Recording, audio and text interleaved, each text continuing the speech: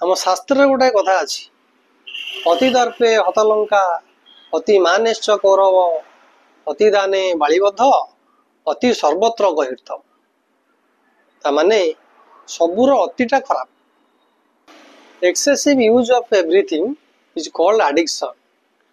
जे कौन सी पदार्थर आवश्यकता ठारू बहुल व्यवहार को निशा कह जाए। जमती आम जाचु जे खाली मद गंजेई अफिम आदि निशा द्रव्य को खाइले ही निशा होता है ना आज्ञा, यह आपणकर भूल धारणा। मनुष्य व्यवहार करुवा जेकोसी पदार्थ आवश्यकता ठारू बहुल व्यवहार को निशा कह जाए। यथा तुम्हें मद पीले किसी ना किंतु जदि मद तुमको पीला ताको मद निशा कह जाए।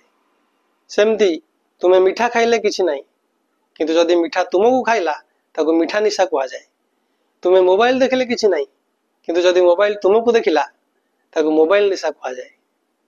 तेणु सबु जिनिसर आवश्यकता ठारू बहुल व्यवहार को निशा कह जाए और यह स्वास्थ्य पक्षे क्षतिकारक होता है।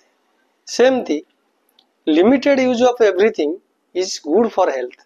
सबु जिनिसर संयमतार सह व्यवहार करवा ही मनुष्यर स्वास्थ्य पक्षे ठीक होता है। नमस्कार।